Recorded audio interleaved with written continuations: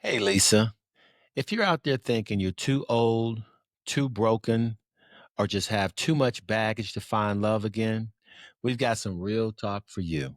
Spoiler alert, it's not as hopeless as it feels.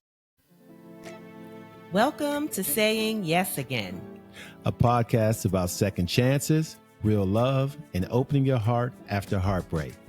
We're your hosts, Dr. Lisa, And Toni, a midlife couple who found love after divorce. And now we're here to share our story. and to remind you that it's never too late to say yes again. So put on your headphones and listen closely because your next yes could be the one that changes everything. Well, welcome back to the Saying Yes Again podcast. Today, we are diving into the negative self-talk that keeps so many people stuck after divorce. So I'm Dr. Lisa. And I'm Toni.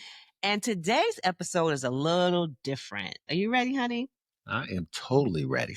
So we're going to do some rapid fire reframes to help you see things a little differently because the story that you tell yourself, we know that matters. It definitely does. And we're going to do our best to keep it no sugarcoating, keep it 100% real, no fluffy affirmations or anything like that. Right, babe? Yeah. You ready? Yeah. I'm ready to dive on in. Well, let's jump in. So I'm going to give the audience the rapid, reframe, and then we're going to get the perspective from the man today. Oh, okay. It's about time. So the first one. So Yes. first up. So here's one I think that we hear all the time, especially for those of us of a certain age, who have been through heartbreak, who've been through, a divorce. I'm too old to start over. So what do you say about that one? I mean, I've often said that myself. I hear it quite a bit. And that hits hard, especially for guys. But, I don't feel like you're too old to find love, to be loved, to share your life with someone. I think it's a matter that we just have to kind of reframe, our what happens after divorce, so on and so forth. Mhm. It's almost like a self-fulfilling prophecy. If we think that way, then it's going to be that way. Right. Right. Exactly. But you're not too old for love. Definitely not too old for love. Right. And I even want to add that, starting over, like you mentioned, is really just about reframing, what you want now, because the past is the past. We've learned from that. We know kind of at this point what we want and what we don't want. So I think it's starting over is really just about reframing from the point at where you are now. Really, Yes. not about like having to start all over again because No. nobody has time for that. We're starting from experience. So keep that in mind. You're not, totally starting over from ground zero. You're starting from experience. Exactly. Much wiser. Much wiser. Right. Much wiser. And that matters. And thank goodness for that. Yes. Yes. So now we have the wisdom to make, choices that align with who we truly are because we know ourselves now, right? We know where we are. And we kind of talked about that in our episode of the 5 non-negotiables. Mm-hmm. We right? sure did. Exactly. So yeah. we're operating you guys are operating from a totally different perspective. So please keep that in mind. Yeah. Right, yeah. babe? So let's jump into number 2. So this one also, I think, is another one that some people may bring up or say, about entering another relationship. No one wants someone with baggage. What? Everybody has baggage, baby. I have baggage, you have baggage, or had baggage. They just come with, a different composition. Everybody, let's face it, let's just be 100% authentic. Everybody comes with a carry-on of baggage, right? Yes. It's Absolutely. just, what do you do with that baggage, And right? what do you Who's do with willing it? to unpack that baggage? Who's Exactly. willing to go get counseling? Who's willing to listen to reasoning? Who's willing to look back on their past experience and extract the positive and put to bed the negative? Yeah. And just grow from that point. So, Exactly. I mean, if you didn't have baggage, we wouldn't be here. Yeah. If I didn't have baggage, we wouldn't be here. But Well, I think the baggage really, we can also reframe. So here's the reframe. We can think Yes. about If baggage as something, again, that we've experienced. It was part of our past, right? Anything exactly. that's happened. So it's made us who we are today, Exactly. actually, right? Perfect. For some of us, it's made us more resilient. For some of us, it's made us wiser.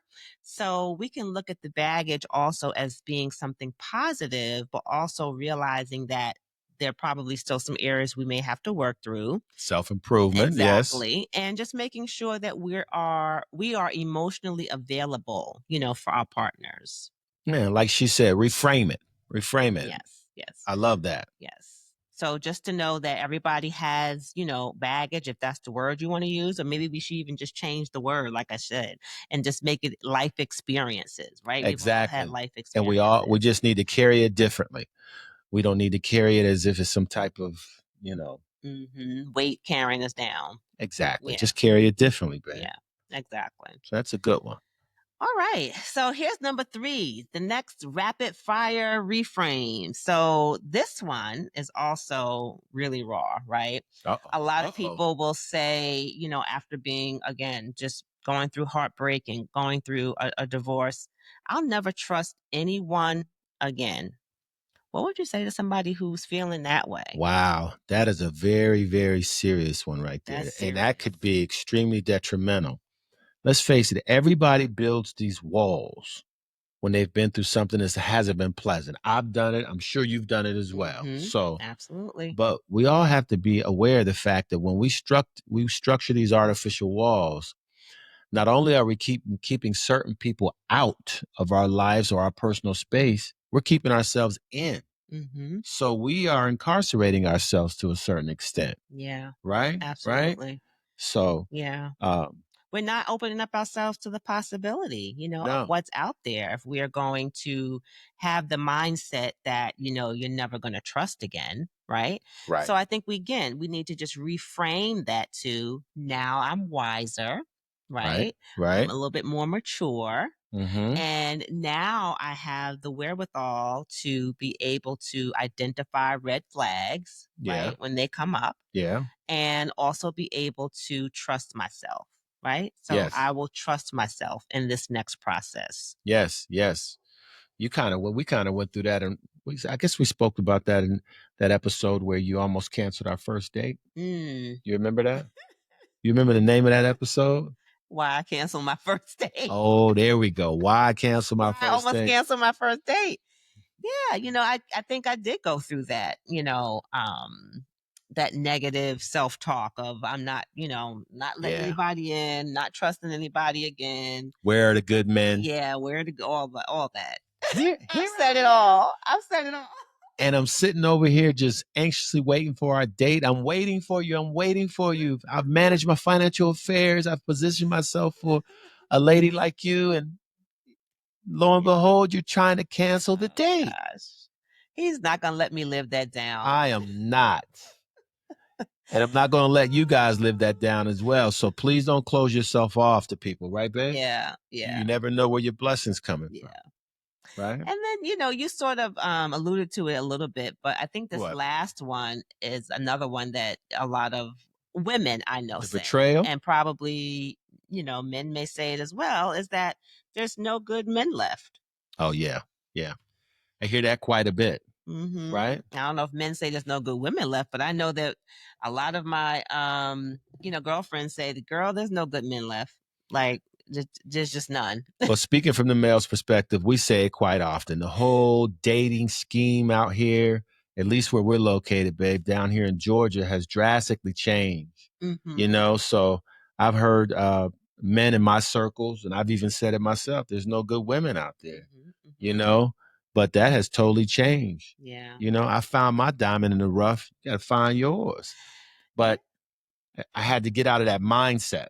Right. I had to get out of that, self-defeating, mindset and start thinking that my queen is out there somewhere, right? That Exactly. person who, I'm gonna, like or love is out there somewhere. Yeah. And I had to make myself accessible to a certain extent as well. Yeah. So Match.com brought us together.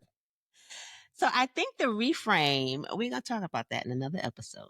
But I Okay. think that the reframe there is, again, just not thinking about it from a place of scarcity Yes. and thinking about Yes. it from a place of abundance, that there are good men out there are good women out there that, like you Exactly. said, I just have not found the one yet. Yes. Yet being the optimum word, right? Exactly. Because yeah, there's somebody out there for everyone, Hmm. you just have to find that person. So, and it may take some time, but certainly operating from a place of abundance rather than scarcity will help open you up to the possibility of finding that person. And if I could just add a footnote, babe, you know, when she said acting from a place of abundance as opposed to scarcity, you don't want to wreak apprehension, pessimistic thought process, negative thought process. You can kind of give that across or exude that without even being aware of it, Mhm. and so you will repel or turn off potential candidates or potential mates. So just go out there and just put all that positive energy into the atmosphere and just know that you're going to find that person that's been tailor made just for you, Absolutely.